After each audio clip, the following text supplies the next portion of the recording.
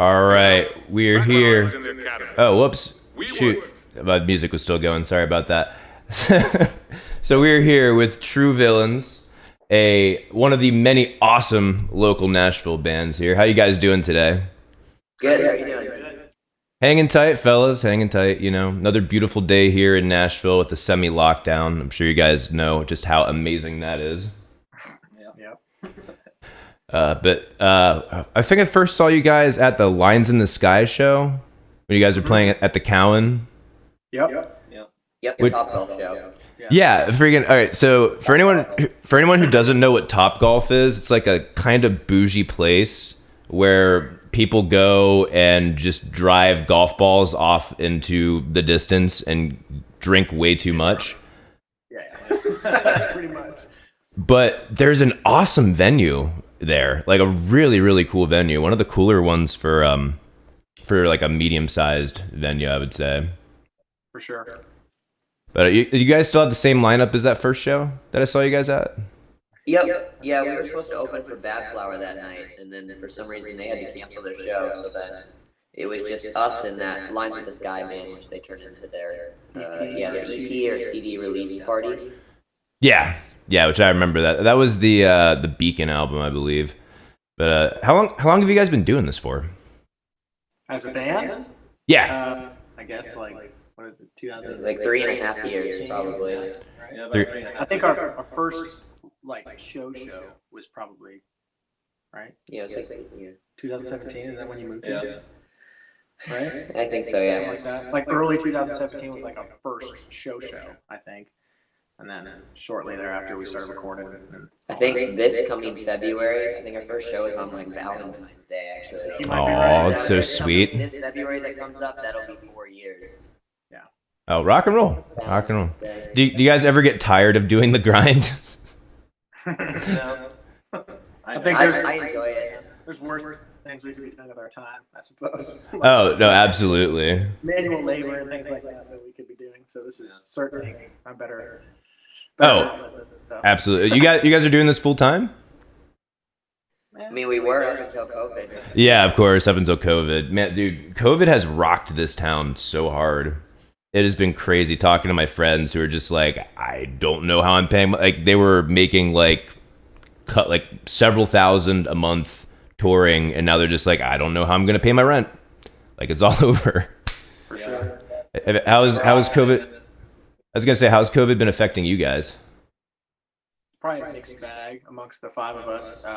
We're missing one guy right now, but he's working his regular job. That's why he's not here. So some of us like worked through quarantine, like Bo pretty much worked through it. And then as time's gone on, some of us have gotten our regular jobs back that we we're all let go from because of COVID. So it's been a mixed bag. I know Tim and Greg here, they basically we're just hanging out, doing stuff at home, and Greg's got a studio with some friends doing stuff like that. So it's been a mixed bag amongst the five of us. It's been a ton of studio work. Oh, sorry, go ahead.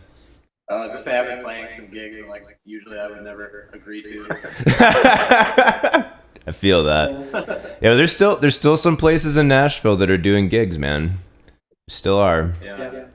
Even though other states have like opened up more. So I think we've done some gigs like out of town, like not in Nashville, because a lot of these other states or areas have been more open and stuff. So you're able to go play actual shows. Oh, I've had friends who have gone to Florida and said it's just like fucking crazy, absolutely nuts down there. Yeah. So, We've been taking a lot. We've been taking a lot of trips to Indianapolis, yeah. and then Really? we're going to Missouri next month to play in St. Louis. Yeah. Not what I would have expected, I'll be honest. We're taking what we can get at this point, almost basically. Oh, Desperation. absolutely. So how would you guys? I know this is the hardest question to ask any artist. How would you guys describe your sound? Man, I don't know.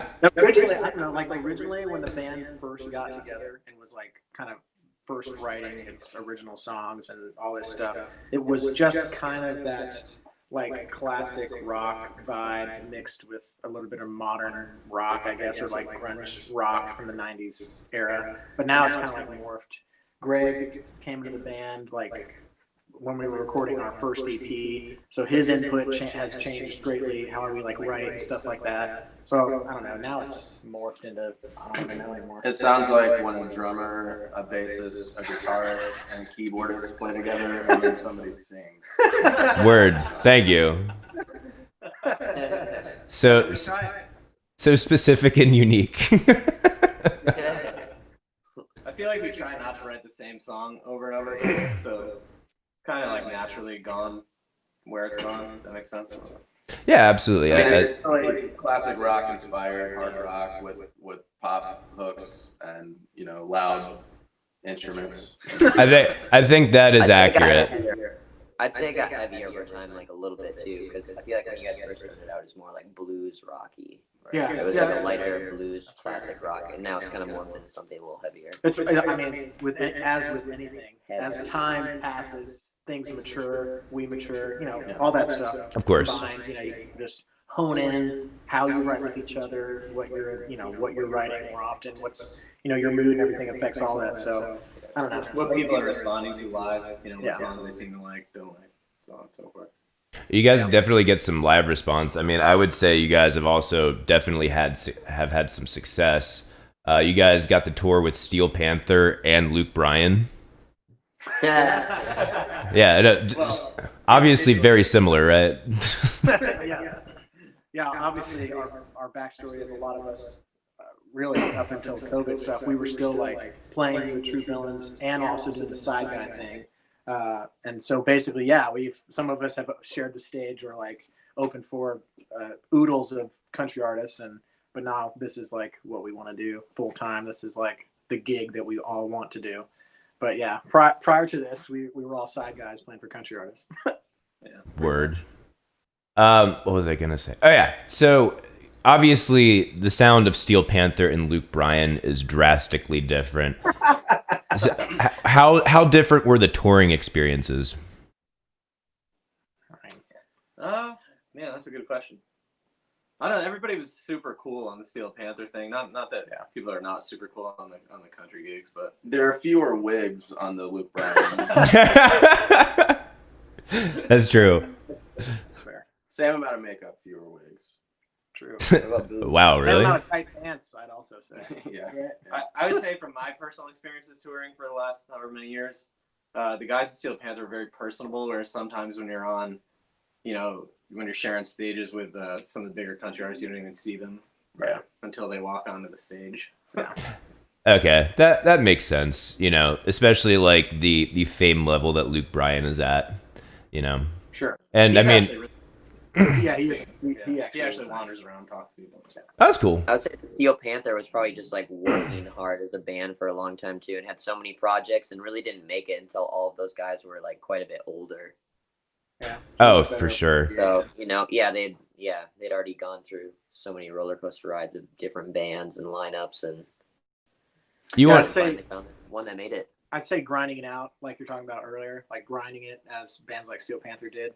I don't know. You can either go two ways. You can either grind it out for years and be super appreciative, which is what happens most of the time, or you can grind it out and then be jaded, which happens to a lot of country artists.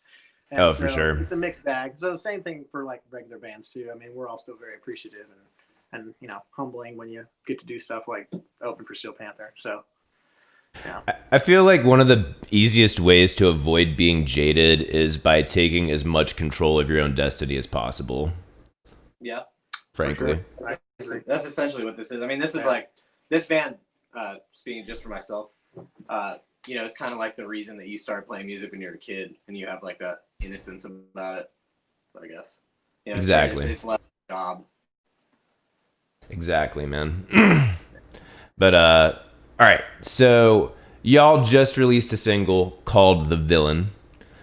Yep. And do you guys mind if we take a quick listen to that really quick? Go for it. do it. All right.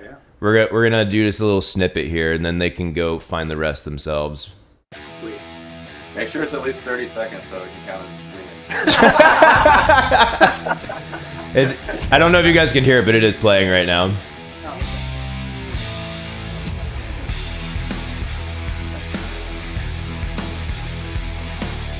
I was there when you needed help, when there was no one else. I stood at your side, and I swallowed my pride. Those days are come and gone, I'm finally moving on. I got a new view where I see the real you.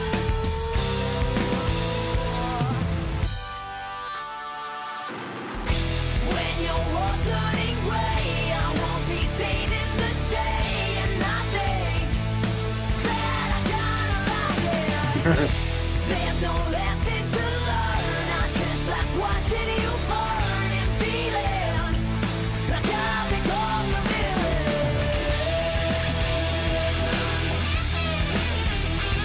All right. Well, you in the audience can listen to the rest of that on your own. I got a link in the description to your YouTube video, your music video of your single. And where else can they find it? Basically everywhere where you can find music online. All the typical outlets, Spotify, Apple Music. anything, Tidal, Amazon. Deezer. Could they possibly find it through your social media accounts? What might those be? Instagram, Facebook, Yeah, and our website. I think our handle for everything is just True Villains Nashville. So if they go to look us up on all the socials you're talking about, it's just True Villains Nashville is our our name on all that stuff. Perfect. Rock and roll. So, all right, you released one single, but I think you guys told me you're planning on releasing one like every month or every couple of months. Is that right? Yeah, that's the plan right now. We're going to release another one in mid-October, and then kind of take a break for the elections in the new year. And then we'll release 2 more, like one in January, one in February.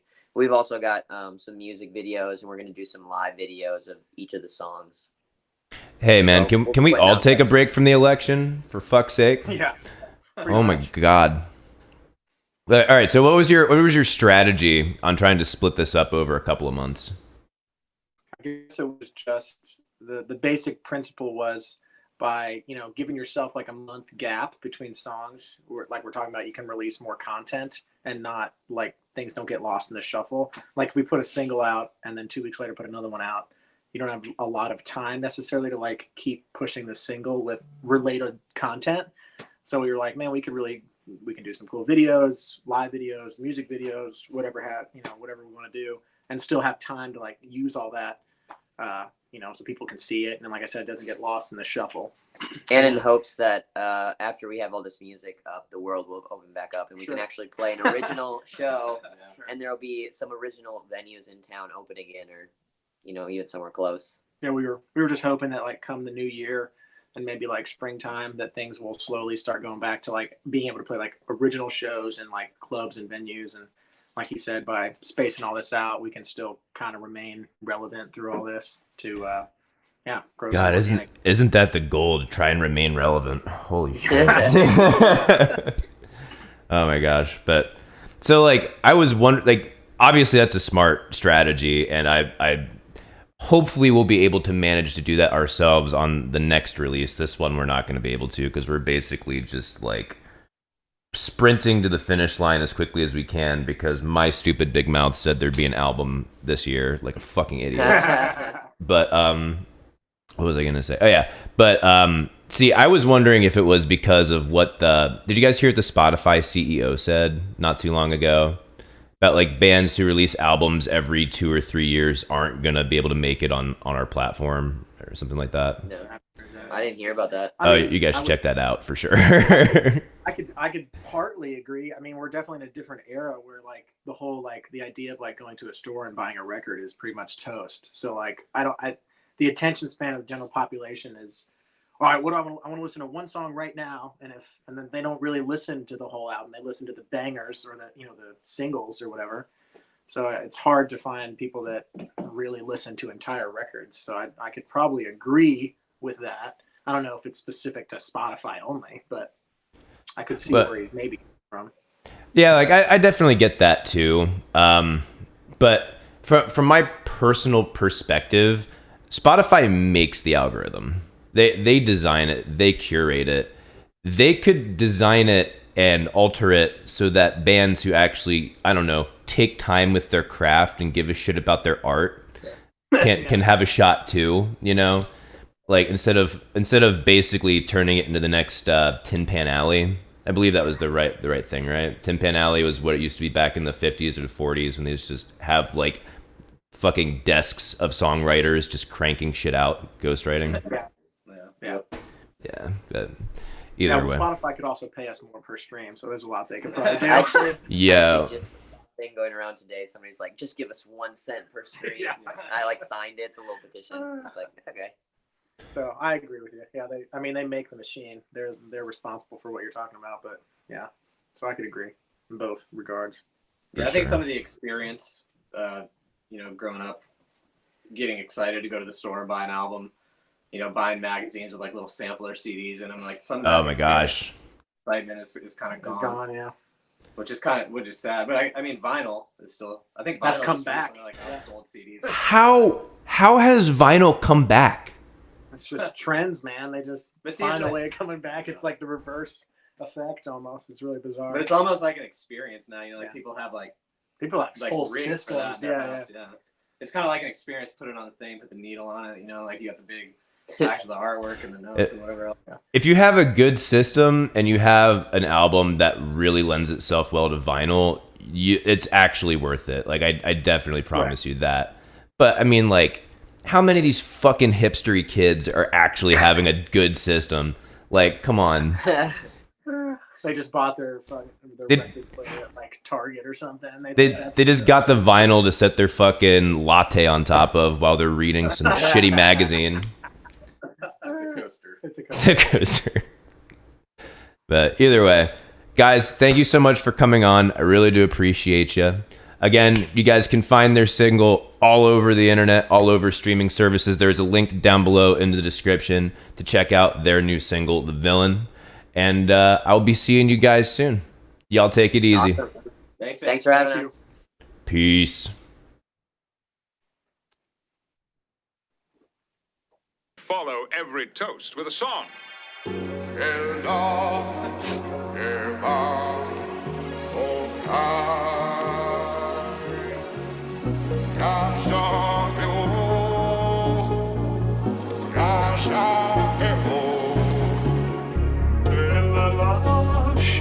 Scott.